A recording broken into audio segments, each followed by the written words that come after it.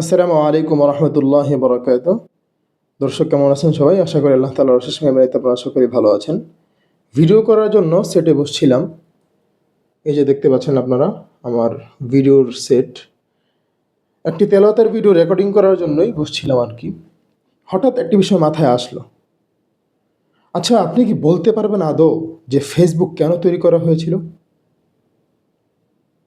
Facebook মূলত তৈরি করা হয়েছিল হার্ভার্ড বিশ্ববিদ্যালয়ের ছাত্রদের মধ্যে নিজেদের যোগাযোগ রাখার জন্য। কিন্তু আজ ফেসবুক কি একটি কারণ হয়ে দাঁড়িয়েছে দেখতে পাচ্ছেন আপনারা।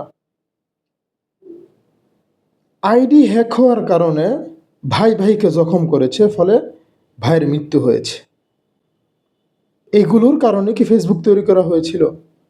আমার তো মনে হচ্ছে আপনারা এগুলো করছেন, আর ফেসবুকের যে মালিক রয়েছে মার্ক জাকারবার্গ, সে তো এগুলো দেখে বসে বসে মজা নিচ্ছে। একটি রিয়েক্টের কারণে আপনার মধ্যে, আপনার বন্ধুর মধ্যে হাতাহাতি হয়ে যাচ্ছে, পরিবারের মধ্যে ঝগড়া সৃষ্টি হচ্ছে। এটি কেন?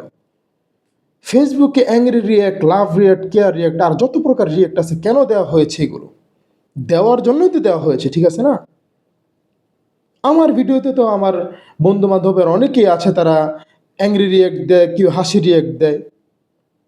কই, আমি তো কোনো প্রতিবাদ করছি না। ফেসবুকে রিয়েক্টগুলো দেওয়াই হয়েছে রিয়েক্ট দেওয়ার জন্য। তাহলে কেন আপনার এই রিয়েক্ট নিয়ে আপনাদের মধ্যে হাতাহাতি হবে? আর কেন আইডি হ্যাক হওয়া নিয়ে হাতাহাতি হবে আপনাদের মধ্যে? ফেসবুক একটি দুর্বল প্ল্যাটফর্ম। যেহেতু অনেকদিন যাবতীয় সোশ্যাল মিডিয়ার সাথে আছি, জানি বিষয়গুলো। ফেসবুক হযবরল একটি প্ল্যাটফর্ম। সেখানে আপনার আইডি, পেজ যে কোনো সময় হ্যাক হতে পারে। খুবই দুর্বল, হযবরল সিস্টেম ফেসবুকের। তো এগুলো নিয়ে কেন হাতাহাতি হবে পরিবারের মধ্যে? এই বিষয়গুলো আসলেও চিন্তার, যে আমরা নিজেদেরকে কোথায় নিয়ে যাচ্ছি, কোথায় নিজেদেরকে ঠেলে দিচ্ছি এবং কোথায় যাচ্ছি, পরবর্তী প্রজন্ম আমাদের কোথায় যাবে, আমাদের থেকেই শুরু হচ্ছে এগুলো। এমনকি সরকারি খাতগুলোতেও দেখা যায় যে সরকারকে নিয়ে এক ব্যক্তি মজা করে একটি টুইস্ট পোস্ট করেছে, পরের দিন দেখা যায় তাকে ওই থানা থেকে পুলিশ এসে তাকে অ্যারেস্ট করছে।